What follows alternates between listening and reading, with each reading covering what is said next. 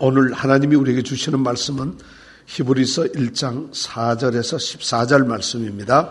다 같이 일어서셔서 오늘은 천사보다 뛰어난 그리스도 세 번째 시간이기 때문에 10절부터 14절 말씀까지만 읽겠습니다. 10절부터 14절. 그 대신 그 전에 4절부터 9절까지는 제가 먼저 혼자서 읽고 그 다음에 10절부터 다 같이 한 목소리로 읽겠습니다. 여러분들은 4절부터 9절까지는 지난 2시간 동안 생각했던 천사보다 뛰어난 하나님의 아들 그리스도에 대해서 한번 생각을 하시면서 말씀을 들으시면 되겠습니다. 저가 천사보다 얼마큼 뛰어남은 저희보다 더욱 아름다운 이름을 기업으로 얻으심이니 하나님께서 어느 때에 천사 중 누구에게 내가 내 아들이라 오늘날 내가 너를 낳았다 하셨으며 또다시 나는 그에게 아버지가 되고 그는 내게 아들이 되리라 하셨느뇨. 또 맏아들을 이끌어 세상에 다시 들어오게 하실 때에 하나님의 모든 천사가 저에게 경배할지어다 말씀하시며 또 천사들에 관하여는 그는 그의 천사들을 바람으로 그의 사역자들을 불꽃으로 삼으시니라 하셨으되 아들에 관하여는 하나님이여 주의 보좌가 영영하며 주의 나라의 홀은 공평한 홀이니이다.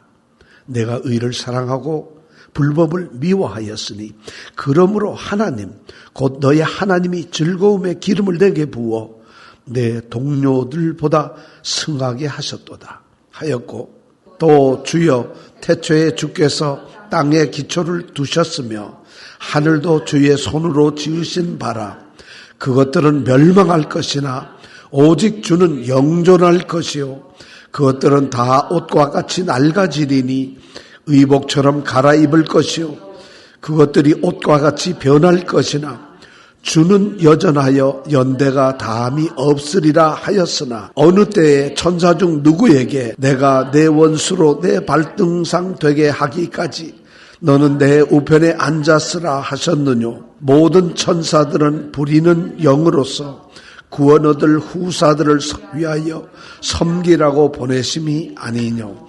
아멘. 지난 2시간 동안에 우리가 생각했던 이 천사보다 뛰어난 그리스도는 5개의 내용이었습니다. 전체 7개 중에서 5개의 내용을 우리가 생각했어요. 그걸 그냥 간단히 말씀드리면 첫 번째는 예수님은 가장 아름다운 이름인 하나님의 아들이라는 이름을 가졌다. 두 번째, 예수님은 천사들로부터 경배를 받으시는 분이다. 그리고 세 번째는 예수님은 천사들을 부리시는 분이다. 다스리는 분이다. 그 다음에 네 번째가 예수님은 주님의 나라의 통치자이시다. 그 다음에 5번째, 예수님은 이 땅에 성육신 하셔서 우리와 같이 사람처럼 사셨다. 이 5가지가 예수님의 어떤 특징적인 거예요. 그래서 어디에서 우리가 가서 예수님에 대해서 얘기하라 그러면은 적어도 이 5개, 오늘 이제 우리가 2가지를 더 생각할 텐데 그것을 자연스럽게 얘기할 수 있어야 돼요. 그것이 내가 믿고 내가 따르고 내가 섬기는 예수님, 그리스도의 모습이거든요. 예수님, 그분은 하나님의 아들이에요. 예수님, 그분은 천사들에게 경배를 받으시는 분이에요. 이렇게 우리가 할 수 있어야 됩니다. 자, 그럼 오늘 10절부터 14절까지 나오는 2가지 더 뛰어난 점에 대해서 생각을 해봅니다. 오늘 생각해보는 이 뛰어난 점은 앞에 5개보다도 더 이거는 어떻게 보면 더 완전한 것이에요. 그래서 이게 거의 결정체 같은 것입니다. 그래서 오늘 6번째와 7번째 이 뛰어나심을 우리가 생각하면 좋겠습니다. 먼저 10절부터 12절까지에 나타난 예수님은 어떤 분인가? 우리 한 3가지를 생각할 수가 있어요. 먼저 10절 우리가 함께 읽어보겠습니다. 시작. 또 주여 태초에 주께서 땅에 기초를 두셨으며 하늘도 주의 손으로 지으신 바라. 이 말씀은 무슨 말씀이냐면 예수님은 창조하셨다는 거예요. 예수님은 누구라고요? 창조하셨다. 여러분 지금 우리는 믿음을 가지고 있고 성도들이니까 이런 말 해봐야 가슴에 감동도 없고 성경에 나오는 얘기 그냥 다 아는 얘기예요. 그런데 이 히브리서가 써질 때 지금부터 한 2000여 년 전에 예수님께서 오셨잖아요. 그리고 세상에서 사시다가 십자가에서 로마 군병들에게 죄인으로 어쩌면 반역죄로 십자가에 처형을 당하신 그런 분이에요. 그런데 그분을 전하는 사도들이, 그분을 전하는, 복음을 전하는 사람들, 우리처럼 교회에 나오는 사람들이 어떤 사람을 붙잡고, 예수님은 세상을 만드신 분이에요. 우주를 창조하신 분이에요. 만약 이렇게 얘기한다면 여러분 어떻겠어요? 거의 저 사람 좀 정신이 나갔구만 이렇게 생각할 거예요.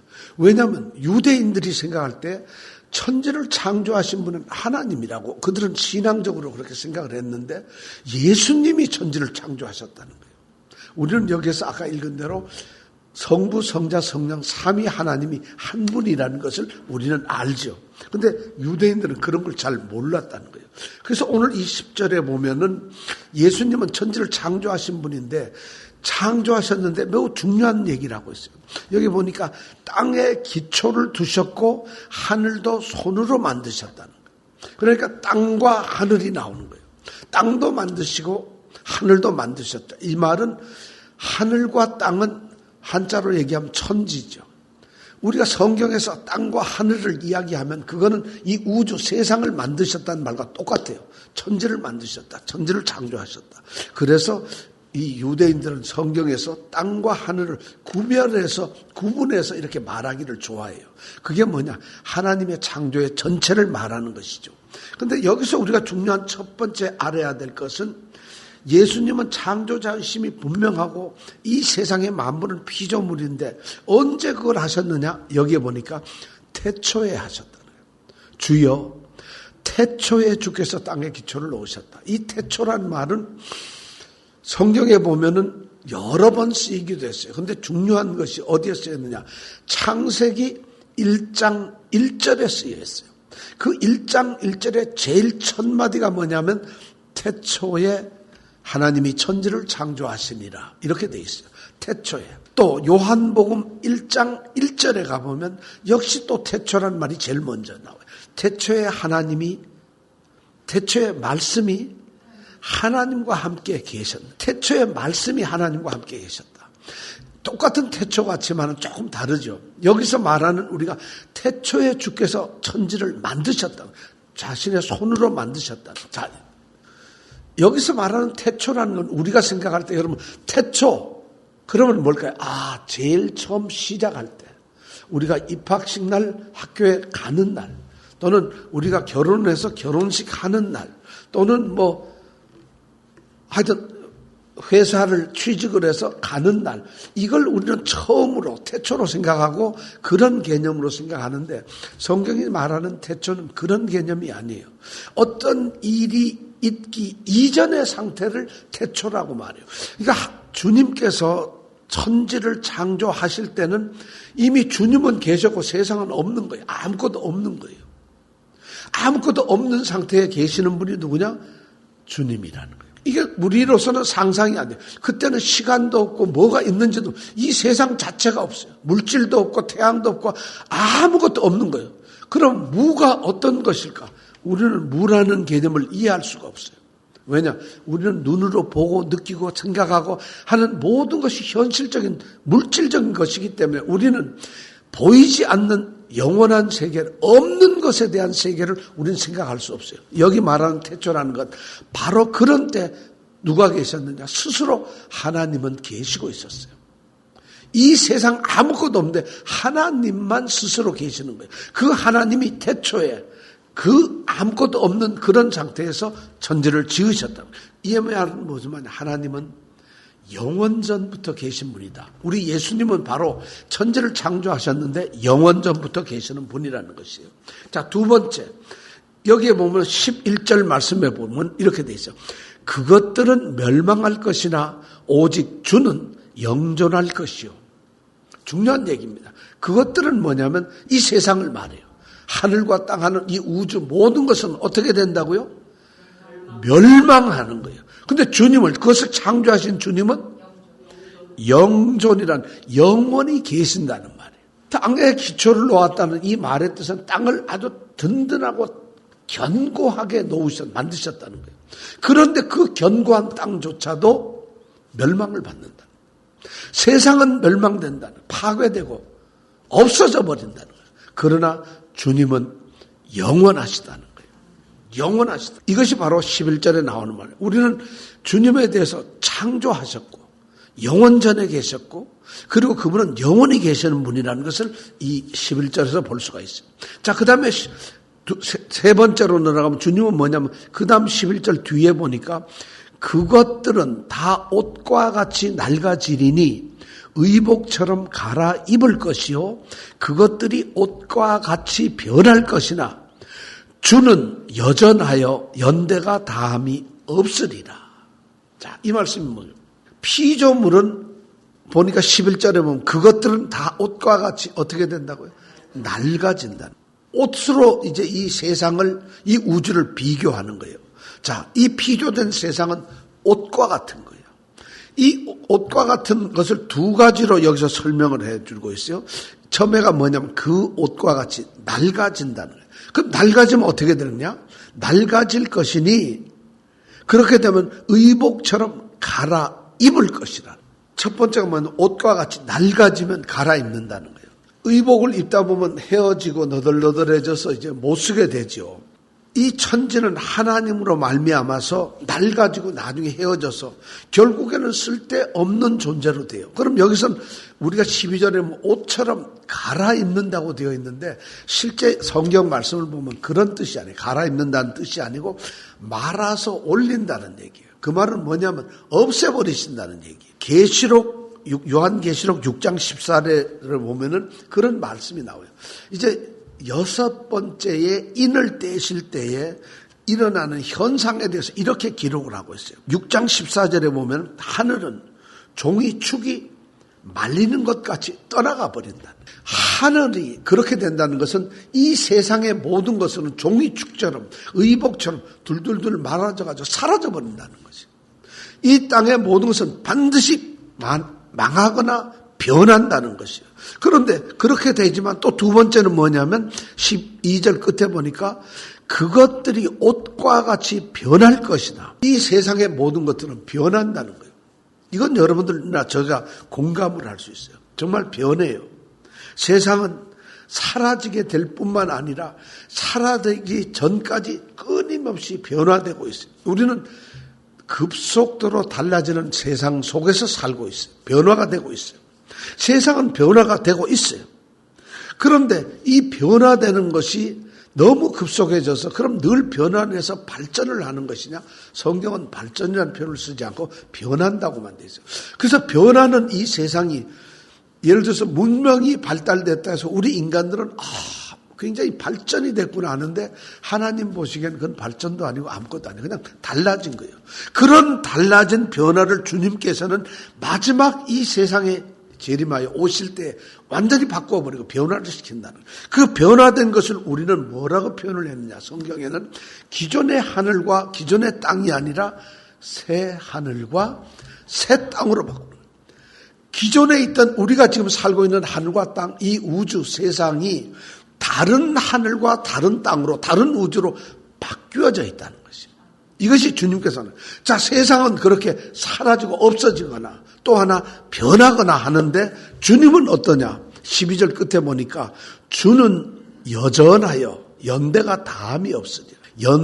여전하다는 뭐예요? 여전하다 이게 무슨 말이에요?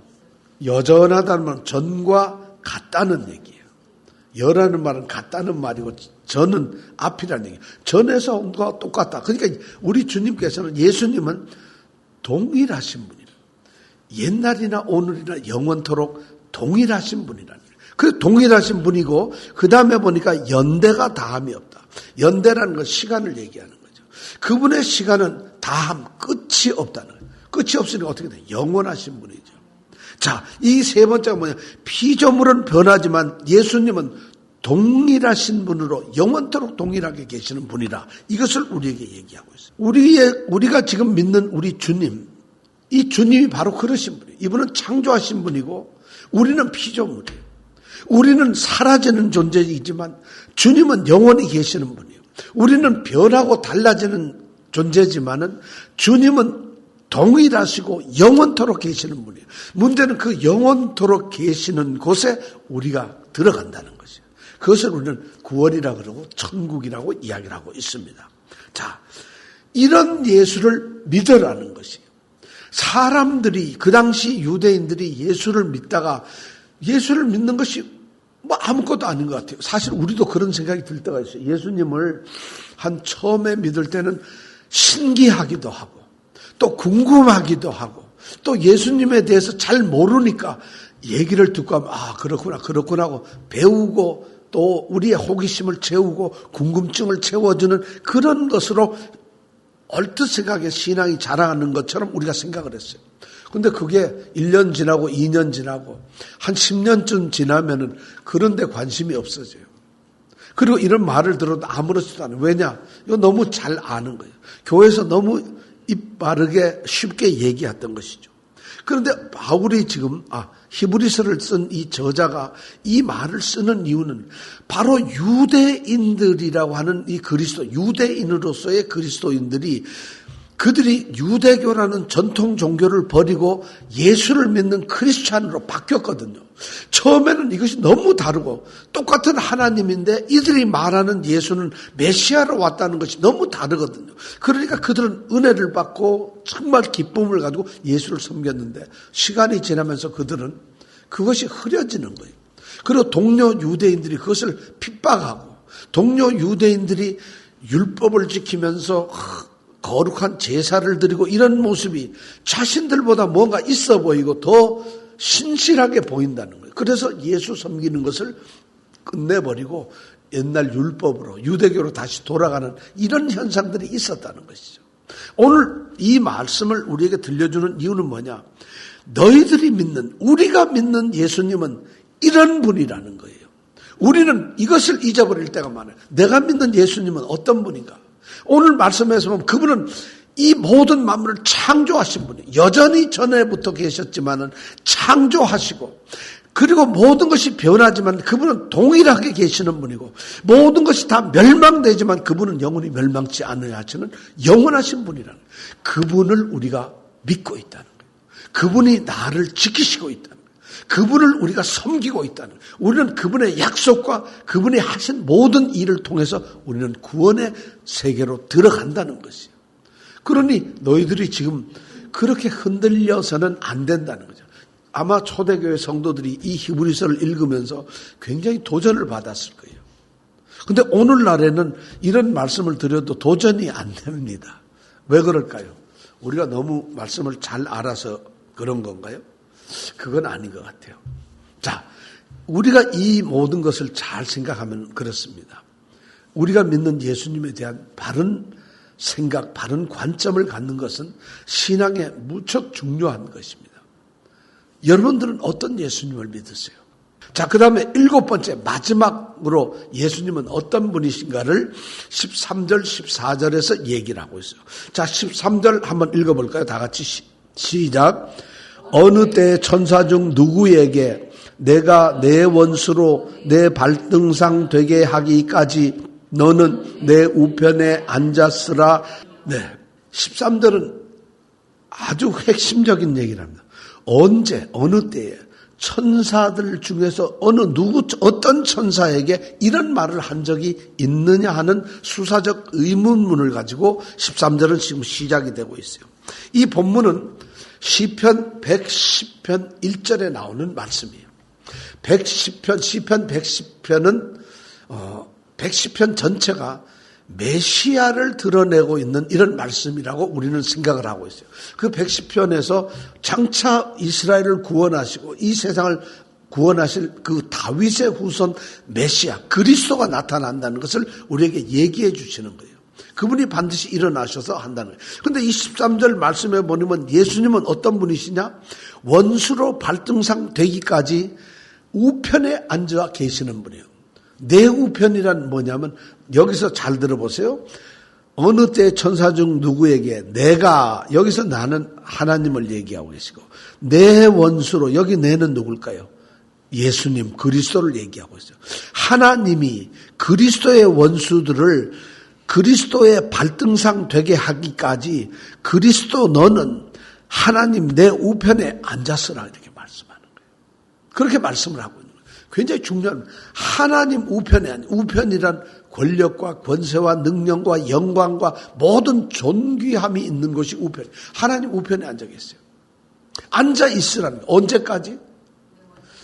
원수의 발등상이 되기까지 앉아 있으라는 거예요. 발등상이까지. 이 말씀을 우리는 다 이러면 이게 왜 예수님을 얘기하는 걸까? 이런 궁금한데 놀랍게도 이 13절 이 시편 110편 1편에 대한 말씀을 예수님께서 말씀을 하셨어요. 예수님께서 직접 말씀을 하셨다는 거예요. 신약성경 마태복음 22장하고 누가복음 20장에 가보면 예수님과 바리새인들, 서기관들하고 논쟁을 하는 장면이 나와요. 그 논쟁을 하는 장면이 나오는데 예수님이 바리새인들, 서기관들한테 묻습니다. 너희는 그리스도에 대해서 어떻게 무슨 생각을 하고 있느냐? 이런 질문을 던져요. 예수님이 바리새인들에게, 서기관들에게 너희들 그리스도가 어떤 사람이야? 그렇게 물으면서 누구 자손이지? 하고 묻습니다. 그리스도는 누구의 자손일까요? 여러분 누구 자손이겠어요? 그들은 유대인들은 다윗의 자손으로 생각을 하고 있어요. 그러니까 바리새인들이나 이 서기관들이 바로 예수님의 질문에 대답을 합니다. 다윗의 자손입니다. 그러니까 예수님이 바로 이 말씀을 그대로 인용을 하세요. 이 말씀을 인용하는데 성경에 보면은 이렇게 돼 있어요. 예수님께서 말씀하신대. 주께서 내 주께 이르시되. 이렇게 말해요. 주께서 내 주께 이르시되. 주가 계시는데 그 주께서 내 주께, 나의 주님께 말씀을 하셨다는 거예요. 이 말을 누가 하냐면 다윗이 하는 거예요. 다윗이 이제 하나님께 말씀하면 하나님, 주님께서 나의 주님께 이렇게 말씀을 하셨어요. 하면서 말을 하는 거예요. 다윗이. 그러면서 뭐라 하냐면 내가 내 원수를 내 발 아래 둘 때까지 내 우편에 앉았으라 하셨습니다. 자, 그러면서 예수님이 이 말씀을 하고 나서 그 다음에 다시 서기관하고 바리새인들에게 묻습니다. 자, 다윗이 지금 뭐라고 얘기했지? 주께서 내 주께 말했다고 했잖아. 주는 누구야? 하나님이시지. 내 주는 누구야? 그리스도지. 자, 그렇다면은 다윗이 그리스도를 주라고 했다면은 이 주는 다윗의 자손이 맞냐? 다윗의 자손이 맞냐는 거죠. 다윗이 이 그리스도를 내 주님이라고 했는데 그 내 주님이라는 그리스도가 다윗의 후손이라는 게 말이 되느냐는 거죠. 그분은 바로 하나님이시라는 얘기예요. 그런 이야기를 예수님이 직접 했어요. 그랬더니 이 제일 마지막 절에 보면 이렇게 돼 있어요. 한 말도 이 여기에 대해서 아무도 대답하지 않고 그 다음서부터는 예수님이 하나님의 아들이고 그리스도라는 이 말에 대해서 묻는 사람이 없었다고 성경은 기록을 하고 있어요. 예수님이 이런 말씀을 하셨어요. 바로 오늘 13절의 말씀이 뭐냐면 예수님은 그리스도라는 거예요. 근데 그리스도인데 그분은 지금 이 땅에서 그리스도 복음, 하나님의 천국의 복음을 전하시고는 이 땅에 오셨다가 올라가신 거예요. 그리고 어디에 계신다? 하나님 우편에 앉아 계신 통치자이며 영원한 승리자입니다. 그런데 그 승리가 어떻게 오느냐? 여기 보니까 내 원수로 내 발등상 되게 하기까지. 너의 원수가 너의 발등상이 될 것이다. 너의 원수. 예수 그리스도의 원수는 누굴까요? 대적 마귀들이겠죠. 또 악한 것들. 그 모든 것들이 어떻게 되냐? 예수님의 발등상이 된다는 거예요. 발등상이란 뭐냐? 신발을 신고 방에 들어갈 때 신발을 올려 넣는 것이에요.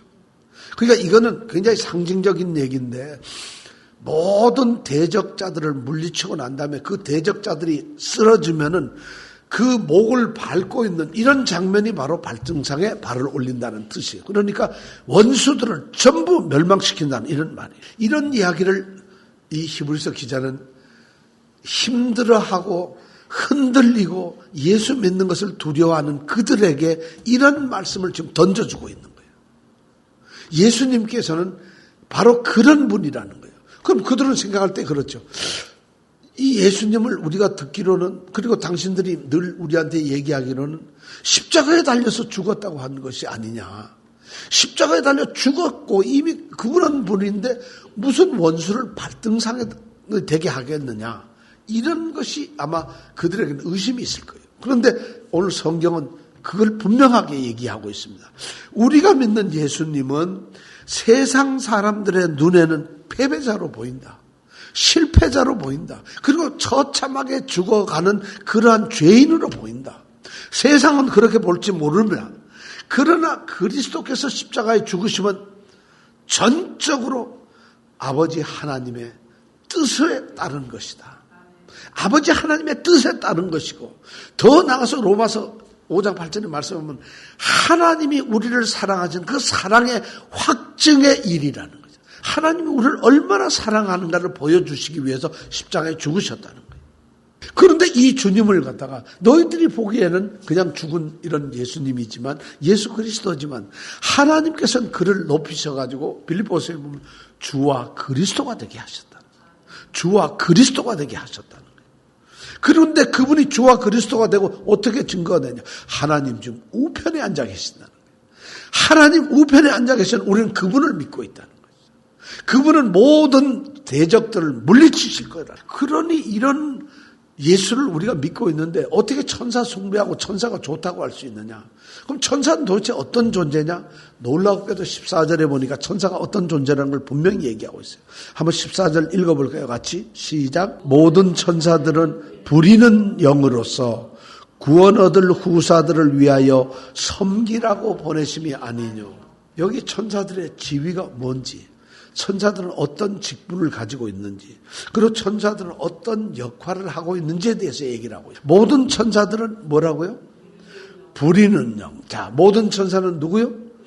부리는 영. 여기서 부리는 영이라는 것은 이 땅에서 있는 것이 아니라 하늘에서 하나님 영광의 그 존귀하신 하나님의 그 앉은 자리 보좌에 있는 그 하나님과 예수님을 바라보며 찬양하고 경배하고 예배하는 영이란 말이에요. 여기서 부린다는 말은 예배한다는 뜻이에요. 이 천사들은 하늘에서는 주님께 예배하는 그런 영들이라는 것이에요. 그러니까 하나님의 부름을 받는 그런 영들이라는 거죠. 그런데 거기에서 끝나는 것이 아니라 그런 천사들이 어떤 존재냐? 그 다음에 보니까 그렇게 부리는 영으로서 구원 얻을 후사들을 위하여, 구원 얻는 건 누가 얻죠? 우리가 얻는 거예요. 성도. 구원 얻을 후사는 누굴까요? 성도들요. 구원 얻을 성도는 누굴까요? 바로 예수를 믿는 사람들이에요. 예수를 믿는 사람들을 위하여 그들을 섬기라고 보냈다는 것이죠. 천사는 그런 존재예요. 천사는 우리보다 수가 많아요. 수천 천만의 군대예요. 그러나 우리 또 천사는 굉장히 지혜로워요. 그러나 하나님 우리 주님보다 뛰어나질 않아요. 천사는 굉장히 강해요. 뭐든지 할 수 있어요. 그리고 천사는 영인데도 사람의 모습으로 나타날 수도 있어요. 그런 적이 있어요. 그런데 천사는 결코 우리 사람을 뛰어넘지 못해요. 왜냐? 우리 사람보다 천사는 영적 존재니까 우리보다 더 지혜롭고 더 능력도 많고 더 그래요. 그런데 하나님께서는 우리보다 더 뛰어난 그 천사들을 명령하여서 가서 구원 얻을 후사들에게 섬겨라. 누구를 섬기라고요? 우리를 섬기라고 하는 거예요. 누구더러? 우리보다 더 잘난, 더 훌륭하고 더 뛰어난 천사들이 바로 그런 명령을 하셨다는 거예요. 천사는요, 하나님께 예배드리는 일을 하다가 하나님이 명령하면은 바로 이 땅에 내려와요. 이 땅에 내려와서 무슨 폼 잡고 우리한테 명령하는 게 아니라 우리한테 와서 우리 믿는 자들을, 하나님의 사람들을 섬기고 돕는 일을 하기 위해서 오는 거예요. 천사가 그런 거예요. 아브라함 천사를 만났을 때 그는, 롯이 소돔과 고모라 성에서 천사를 만났을 때 그들을 도왔어요. 참 놀랐죠. 야곱 천사를 만나고 나서 하나님의 사닥다리에서 천사가 오르락내리락 하는 걸 보았어요. 요셉도 보았어요. 모세도 보았어요. 다윗도 보았어요. 다니엘은 말이죠. 불이 타는 풀무불에서 걸어 다니는데 하나님의 천사가 거기에서 같이 걸어 다녔다. 그래서 타지 않고 살아 있었어요. 이런 일들이 하나님께서 천사를 보내서 믿는 자들을 지켜주셨어요. 그럼 구약에서만 그랬잖아요. 신약에는 언제 그런 적 있나요? No. 신약에서는 예수님께서 시험을 받고 너무 힘들어 이제 지쳐 있을 때 그 예수님께 와서 경배한 것이 바로 하나님의 천사들이에요. 예수님이 태어날 때 예수님의 태어나심을 알려준 마리아에게 알려주고 요셉에 알려준 자가 누구죠? 바로 천사들이에요. 베드로도 사도행전 12장에 보면 베드로가 말이죠. 고넬료라고 하는 사람을 만날 때 고넬료에게 가서 베드로를 만나보라고 알려준 자가 누구냐? 천사예요. 놀랍게도 바울은 천사를 만나봤을까요? 안 만나봤을까요? 바울도 천사를 만나봤어요. 왜냐하면 하나님은 바울도 도왔어요. 언제 도왔냐? 고린도를 섬길 때 고린도의 사람들이 너무 자기를 힘들게 하고 지쳐서 기도할 때 하나님의 천사가 나타나 이 성 중에는 나를 믿는 백성이 많다고 알려준 분 천사예요. 그것만 아니에요. 바울이 경험했던 놀라운 거는 사도행전 27장에 보면 나와요. 27장에 보면 바울이 붙잡혀가지고 이제 배를 타고 270여 명하고 같이 로마로 끌려가고 있어요. 근데 유로갈로라는 광풍을 만나요. 배가 막 쓰러져가지고 엉망이 돼요. 그러니까 선장이고 사람들이 전부 할 때 그때 하나님의 천사, 내가 섬기는 자, 곧 하나님의 천사가 자기 곁에 서서 걱정하지 마라. 이거 다 끝난다. 하는 말씀을 들려준 거예요. 그러니까 바울이 그 다음날 딱 선장 이리 와 다 와. 내가 섬기는 나의 하나님의 천사가 내게 어젯밤에 오셔서 이런 말씀에 다 걱정하지 마라. 이렇게 천사를 도와주셨다. 천사가 우리를 돕는 거예요. 여러분 혹시 천사 도움을 받아본 적 있으세요? 우리는 천사 도움 받아본 적 별로 없잖아요. 그런데 성경은 보니까 분명히 구원 얻을 후사들을 섬기라고 보내셨다. 오늘날 교회는 더 심각한 문제가 뭐냐면 이렇게 선하고 하나님의 뜻을 펴서 우리를 도와주고 섬기려고 오는 이런 천사, 하나님의 선한 천사들을 생각하지 않고 오늘날 교회가 뭐한 줄 알아요? 선한 천사가 아닌 악한 영사, 악령들을 무찔러야 된다. 죽기 사역이나 하고 이런 짓을 하고 있다는 거예요. 정작 우리를 섬기는 천사들은 만나보지도 못하고 알지도 못하고 오히려 우리를 방해하는 천사들만 눈으로 보고 그걸 무슨 귀신을 쫓내면 이런 짓을 하고 있어요. 이게 교회 현실이에요. 엘리사의 눈에는 불말과 불병거가 보여요. 그런데 게하시의 눈에는 그게 보이질 않아요. 오늘날 교회, 저는 오늘날 그리스도인들한테 심각한 문제가 죽기 사역한다. 왜 자기를 돕는 천사를 못 보내나요?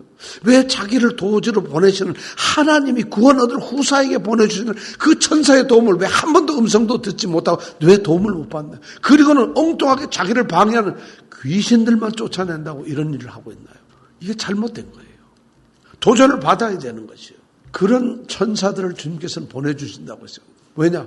통치자이신 그분이 하나님 우편에 앉아 계시는 그분이 원수들을 다 발등상 만들 때까지 거기 계시는 분인데 발등상 만들기 위해서 우리를 힘들게 하는 모든 것을 하나님께서 도우시기 위해서 하나님의 천사를 우리에게 보내주신다는 것이죠. 여러분이 고통스럽고 어렵고 힘들고 그 다음에 너무 고난이 심할 때 우리가 너무 답답해서 모든 것이 막혀 있을 것 같을 때 우리가 알 수 없는 이런 일들이 있을 때 저는 우리가 여러분들이 바울처럼 하나님의 사자를 만나기를 원합니다. 정말 베드로처럼 하나님의 사자를 만나기를 원합니다. 하나님이 우리의 기도를 들으시고 하나님은 어떻게 우리에게 기도에 응답하실까? 저는 하나님의 천사들을 우리에게 보내주실 거라고 생각을 해요. 우리는 전혀 모르지만 우리 앞서서 하나님께서는 우리의 천사들을 통해서 어려운 일을 다 제하여 주실 거라는 거예요. 우리가 힘들 때 하나님께서는 우리에게 용기를 주시는데 물론 하나님의 거룩한 천사들을 보내서 우리로 하여금 그렇게 하실 거라는 거예요. 그런데 그 천사가 우리를 돕는 존재인데 그 천사를 섬기지 말라는 것이에요. 하나님이 보내고 우리를 섬기는 우리의 종과 같은 그 천사들을 숭배하지 말라는 것이에요. 그냥 도움을 받고 여러분들은 하나님께 경배를 드리라는 것이에요. 왜냐? 통치자는 우편에 앉아 계시는 예수 그리스도라는 것이에요. 이렇게 말씀하면서 오늘 히브리서 저자는 예수님이 천사보다 뛰어나다는 것을 우리에게 말하고 있어요. 우리는 가끔가다 이런 것을 잊어버릴 때가 있어요. 우리가 오늘 찬송 이 몸의 소망 무언가 우리 주 예수밖에 없다는 찬양을 불렀어요. 거기 후렴은 뭘까요? 굳건한 반석이시니 그 위에 내가 서리라. 그 위에 내가 서리라. 우리 번역은 그렇게 되어 있지만 성경엔 찬송가에 보면 이렇게 되어 있어요. O Christ, the solid rock, I stand. 이렇게 되어 있어요. 그런데 그 뒤에 보면 그렇게 한 줄만 써놓고 그 다음에 두 번 뭐냐면 all other ground is sinking sand예요. 다른 모든 그라운드는 sinking sand예요. 가라앉는 모래들이라는 거예요. 모든 다른 것은 가라앉는 모래와 같은 것이니까 solid rock. 그리스도에게 서 있으라는 얘기예요. 찬송가 가사 그렇게 되어 있는데 우리 가사는 그런 말을 싹 빼어가지고 그런 느낌이 안 오잖아요. 그죠? 굳건한 반석이시니 그 위에 내가 서리라. 여기까지 그래요. 왜냐? 다른 것들은 다 가라앉는 모래들이다. 가라앉는 모래들. 천사보다 뛰어나신 우리 그리스도, 바로 우리가 섬기는 그리스도, 이분을 우리가 믿어야 된다고 히브리서는 1장에서 강조하고 있어요. 히브리서에는 중요한 세 가지가 나옵니다. 아주 중요한 게 뭐냐면 더욱 뛰어난 거예요. 그래서 예수님은 우리가 1장에서 천사보다 뛰어나신 분으로, 그리고 이제 넘어가서는 모세보다 뛰어나신 분으로, 그 다음에는 율법보다도 제사보다도 뛰어나신 분으로, 제사장보다 뛰어나신 분으로 이 세 가지를 비교를 하고 있어요. 우리가 이제 오늘까지 해서 천사보다 뛰어난 그리스도에 대해서 말씀을 마칩니다. 우리는 가끔가다 세상의 어떤 강한 것들을 의지하려고 그래요. 세상에 더 그럴듯하게 배는 것에 우리는 우리 귀를 기울이고 그것을 바라보면서 거기에 도움을 청하려고 그래요. 그런데 이 히브리서 저자는 분명하게 예수를 믿는 구원 얻을 후사들에게 말합니다. 승리자는 너를 지키시는 분은 예수 그리스도고 오직 천사들을, 세상의 것들은 너를 돕는 것이다. 물질, 우리가 섬길 것이 아니라 우리를 돕는 것이다. 시간, 건강, 명예, 모든 것들은 우리가 섬길 것이 아니라 그것들은 우리를 섬기는 것들이라는 것이다. 우리는 오직 반석이신 그리스도 위에만 서 있어야 된다. 그리스도만 섬기느라. 이 말씀을 히브리서 1장에서 기자는 우리에게 말하고 있습니다. 저는 우리가 믿는 이 예수님 자랑하면서 이 예수님 위에 굳건하게 서 있는 우리 성도들, 정말 주의 은총을 받은 성도들이 되시기를 바랍니다. 기도하겠습니다. 오늘 말씀을 통해서 우리는 우리를 지키시는 것은 천사가 아니라 주님이심을 알게 됐고, 주님이 우리를 도우시니까 천사들을 명해서 우리를 돕도록 하셨다는 것도 알게 되었습니다. 우리 예수님, 그분은 그리스도고 주님이십니다. 예수는 그리스도, 예수는 주입니다. 이 고백을 우리가 늘 하면서 우리 믿는 예수를 온전히 섬기는 은총받은 성도들 되게 하여 주옵소서. 아멘. 예수님 이름으로 기도드립니다. 아멘.